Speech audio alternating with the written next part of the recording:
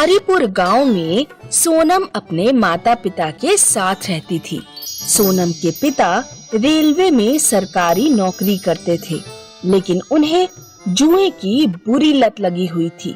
इसीलिए सोनम की माँ को कपड़े प्रेस करके घर का खर्चा चलाना पड़ता था। सोनम, मोबाइल बाद में चला लियो, पंडित जी के घर जाकर ये कपड़े दे आ। बस माँ, ये वीडियो पूरी देख लेने दो, फिर जाती हूँ। उठ रही है या नहीं? अभी गरम गरम प्रेस तेरे हाथ पर रख दूंगी।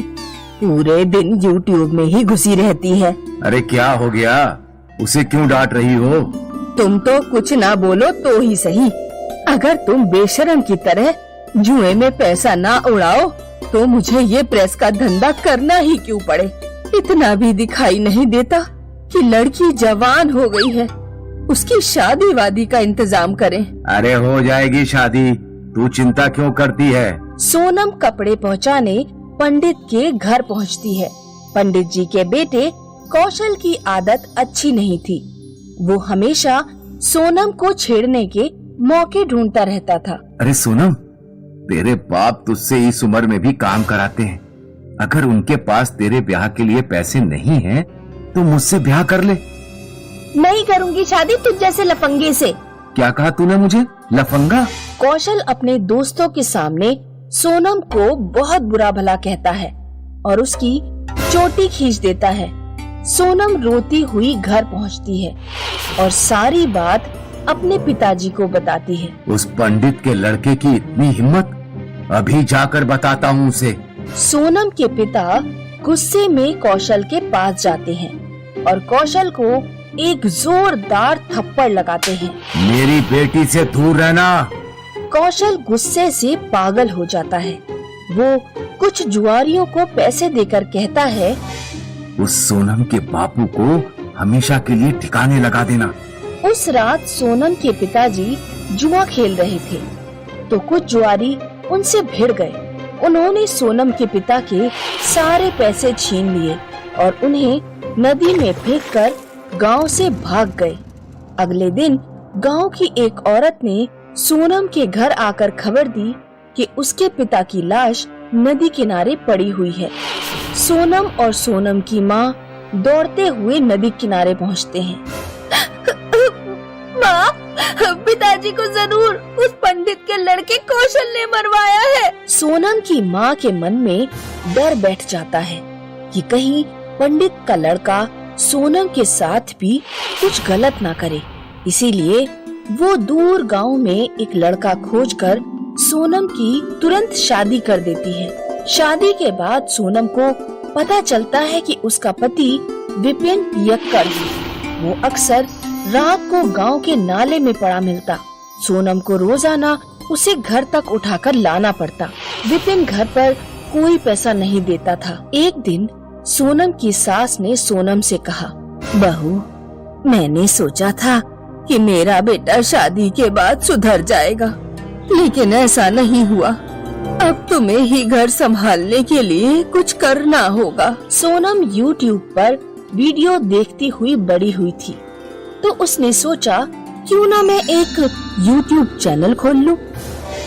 लेकिन शुरुआत में सास बहू के पास इन्वेस्टमेंट करने के लिए कुछ भी नहीं था। सासू माँ, हमारे पास केवल एक मोबाइल है। मुझे समझ नहीं आ रहा कि हम किस चीज का चैनल खोलें। हम लोगों को खाना बनाना और अचार डालना सिखा सकते हैं, लेकिन YouTube पर पहले से ही खाना बनाने वाले बहुत सारे चैनल हैं। होंगे, लेकिन देसी खाना बनाना कोई नहीं सिखाता। हम गांव का देसी खाना लोगों को बनाना सिखाएंगे। सोनम अपनी पहली वीडियो में लोगों को चावल की खीर बनाना सिखाती है।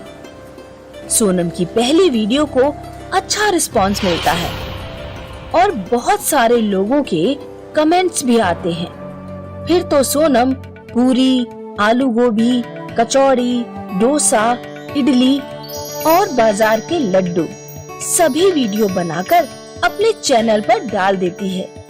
सोनम खाना बनाती और उसकी सास मोबाइल पकड़कर वीडियो शूट करती। लगभग 3-4 महीने लगातार मेहनत करने के बाद YouTube से पैसे आने शुरू हो जाते हैं। सासू माँ, आज YouTube की तरफ से $100 आए हैं। मात्र 100 रुपये? इतनी मेहनत के बाद? 100 रुपए नहीं, $100। डॉलर अमेरिका की मुद्रा है, जैसे भारत की रुपया। $100 7,500 रुपए के बराबर होते हैं। YouTube चैनल की इनकम से सोनम के घर थोड़ी आर्थिक समृद्धि आ जाती है। वे लोग एक नया गैस चूल्हा खरीद लेते हैं और एक कैमरा भी। एक दिन जब सोनम दूध से खोया बनाना सिखा रही थी तो अचानक भगोना गैस से फिसल गया और गरम गरम दूध सोनम के ऊपर गिर पड़ा। सोनम की सास विपिन के पास मदद के लिए पहुंची, लेकिन विपिन हमेशा की तरह पीकर नाले में पड़ा हुआ था। आखिरकार सोनम की सास गांव के एक आदमी को लेकर घर पहुंची और उसकी मदद से सोनम को हॉस्पिटल पहुंचाया। वैसे तो सोनम उसे उठाकर ले जाती थी, लेकिन आज सोनम हॉस्पिटल में जिंदगी और मौत की लड़ाई लड़ रही थी। उधर विपिन उस रात नाले में ही पड़ा रहा। विपिन को सुबह होश आता है। अरे मैं ये नाले में कैसे? रोजाना तो मैं बिस्तर पर जागता हूँ। तुम बहुत गिरे हुए इंसान हो। रोजाना तुम्हारी पत्नी तुम्हें उठाकर ले जाती थी। आज वो बेचारी हॉस्पिटल में है, वो जल गई है। तुम्हारी माँ तुम्हारे पास मदद मांगने आई थी, लेकिन तुम्हें तो होश ही नहीं था। विपिन को अपने ऊपर बहुत शर्मिंदगी महसूस होती है। वो दौड़ता हुआ हॉस्पिटल पहुंच जाता है। सोनम बेड पर बेहोशी की हालत में लेटी है। मुझे माफ कर देना सोनम, मैंने तुम्हारा बिल्कुल ध्यान नहीं रखा।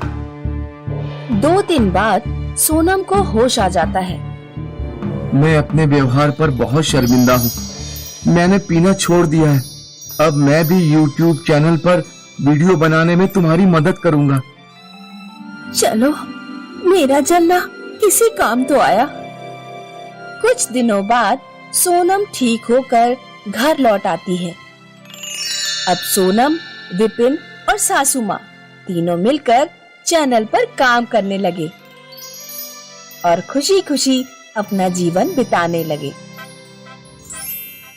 एक गांव में सोनिया नाम की लड़की रहती थी। सोनिया की माँ बहुत गरीब थी। सोनिया की माँ घर घर से कपड़े लेकर आती, उन्हें धोकर प्रेस करके वापस पहुँचाती। सोनिया भी अपनी माँ की हेल्प करती और इस तरह उन दोनों का खर्चा चलता। सोनिया को गाना गाने का बहुत शौक था। वो काम करते हुए भी रेडियो पर गाने सुनते रहती और जब भी टाइम मिलता अपनी आवाज में गाना शुरू कर देती।